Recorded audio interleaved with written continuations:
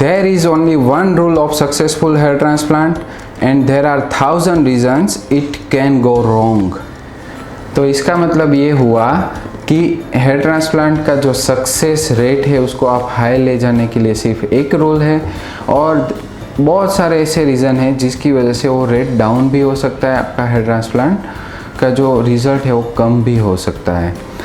देखो, जो hair transplant किए हुए बाल है उसको अगर प्रॉपर साइंटिफिक वे से उसको अगर इम्प्लांट किए जाते हैं तो उसका ग्रोथ होना भी पक्का है, वो ग्रो करेंगे ही करेंगे। लेकिन ऐसे बहुत सारे रीज़न भी है जो आपको ध्यान में रखने बहुत इम्पोर्टेंट है। तो आइए जानते हैं कि क्या कौन सा वो रूल है और कौन से वो रीज़न्स है जो आपको हेयर ट्रांसप्लांट करवाने से पहले जान लेने हैं।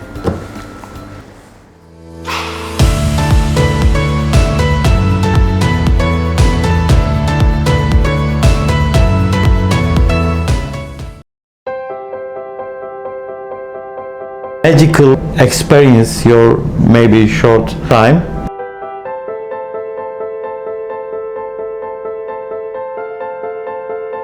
You are very good hands.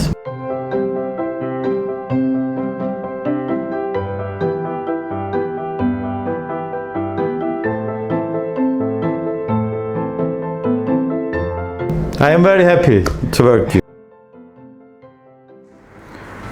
हाय, मैं हूँ doctor Vivek Galani, founder and chief hair transplant surgeon at RQC hair transplant clinic Surat, India.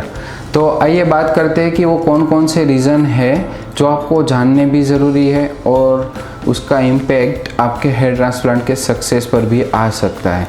तो नंबर 1 रीज़न ये है कि जो ऑपरेशन थिएटर है उसका सेटअप पुअर नहीं होना चाहिए।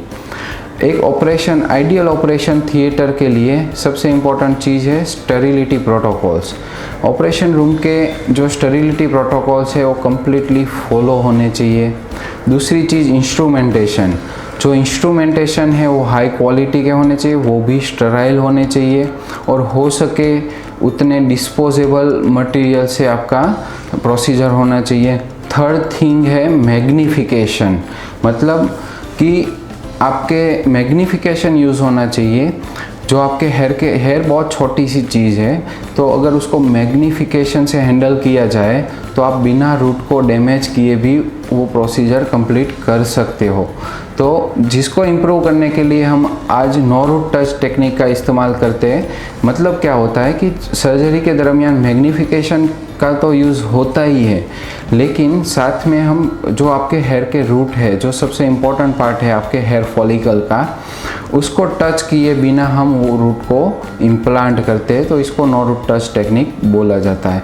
चौथी चीज़ जो है वो है कंफर्टेबल चेयर, जो जिसके ऊपर आपको लेट के आपकी प्रोसीजर की जा रही है।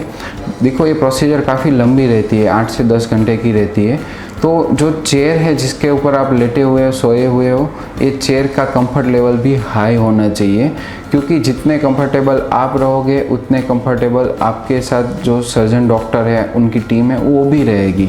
तो ये सब चीज़ें बहुत मैटर करती है और इसकी ये आपके जो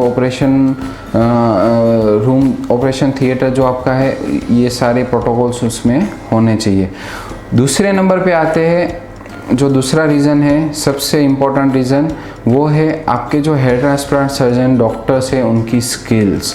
ये बहुत इंपॉर्टेंट चीज़ है। देखो, सबसे इम्पोर्टेंट चीज़ है हेयर ट्रांसप्लांट में आपके ग्राफ्ट्स का डैमेज नहीं होना चाहिए। अब ग्राफ्ट डैमेज बहुत सारे चीज़ों से हो सकता है, जैसे कि ट्रांजैक्शन रेट अगर हाई है। ट्रांजैक्शन रेट मतलब कि आपका जो हेयर रूट है जो एक्सट्रैक्ट कर रहे हैं, तब वो हेयर रूट भी हेयर के साथ साथ एक्सट्रैक्ट होना चाहिए। कभी कभी क्या होता है कि लोअर क्वालिटी इंस्ट्रूमेंट और कम अनुभव, इस सब चीज़ों की वजह से वो रेट ज़्यादा हो जाता है। मतलब कि बाल बीच में से कट हो रहा है, रूट अंदर ही पड़ा रहा, बाल बाहर आ गया, फिर वो बाल अगर आप इम्प्लांट कर रहे हो तो वो हेयर आपका ग्रो नहीं होने वाला है। दूसरी चीज़ है कि एक बार आपका जो ग्राफ्ट एक्सट्रैक्ट हो चुका है वो कितने टाइम के अंदर अंदर वापस इम्प्लांट हो रहा है। तो इसके लिए हम FIFO कॉन्सेप्ट यूज़ कर रहे हैं अभी, जिसका मतलब है फर्स्ट इन फर्स्ट आउट। मतलब जो बाल पहले बाहर से पीछे से एक्सट्रैक्ट हुआ है वही बाल पहले इम्प्लांट हो जाएगा। तो इससे क्या होता है कि जो टाइम ड्यूरेशन है वो कम हो जाती है। इसके साथ साथ जो मैटर करता है वो है आपका टेम्परेचर, जो ग्राफ्ट होल्डिंग टेम्परेचर है, इसको भी मेंटेन करना इम्पोर्टेंट है। उसके बाद जो इम्प्लांटेशन मेथड्स है वो बहुत सारी मेथड्स अवेलेबल है, जिसके बारे में हम जो यूज़ कर रहे हैं उसके बारे में मैंने ऑलरेडी आपको बताया। नो रूट टच टेक्निक हम फॉलो करते हैं। तो ये सब चीज़ें मिला के आपका जो हेयर ट्रांसप्लांट का जो सक्सेस रेट है, देखो रिज़ल्ट सबको आने वाला है, किसी को कम आएगा, किसी को मीडियम आएगा, किसी को ज़्यादा आएगा। ये जो चार्ट है, ये जो ग्राफ है, ये इन सब चीज़ों पर डिपेंड करता है। तो ये सारे रीज़न को आप ओवरकम कर सको, ये बहुत इम्पोर्टेंट है। तो रूल्स तो जो रीज़न्स जो है वो मैंने आपको सब बताए। अब बात करते हैं सिर्फ वो एक रूल जो आपको हेयर ट्रांसप्लांट करने से पहले फॉलो करना है। सामने 1000 रीज़न्स है जो आपके हेयर ट्रांसप्लांट का जो सक्सेस रेशियो है उसको कम कर सकते हैं, लेकिन उसके सामने सिर्फ एक सिंपल रूल है जो आप फॉलो करोगे तो आपका जो हेयर ट्रांसप्लांट का रिज़ल्ट है वो काफ़ी अच्छा हो सकता है। तो रूल जो है वो ये है कि आपके जो हेयर ट्रांसप्लांट सर्जन हैं वो क्वालिफाइड होने चाहिए, एक्सपीरियंस्ड, स्किल होने चाहिए, और उसके साथ साथ उनकी जो टेक्निकल टीम है, उनके जो नर्सिंग स्टाफ है, ये भी एक ट्रेंड होनी चाहिए, हाईली स्किल्ड होनी चाहिए। टू मेक दिस हैपन, ये रूल को थोड़ा और इम्प्रोवाइज करने के लिए मैं और मेरी टीम, जो वर्ल्ड का इंटरनेशनल हेयर ट्रांसप्लांट हब माना जाता है तुर्की, हमने विज़िट किया, वहाँ की सब प्रोटोकॉल्स देखे, उसको हमने हमारी टेक जो थे उनके साथ और इंटीग्रेट किया और उसको और इम्प्रोवाइज किया। देखिए, हेयर ट्रांसप्लांट जो है वो नेचर, साइंस और आर्ट का एक कॉम्बिनेशन है, and in the RQC clinic we bring it all together. Thank you very much for watching this video. Keep watching. See you later.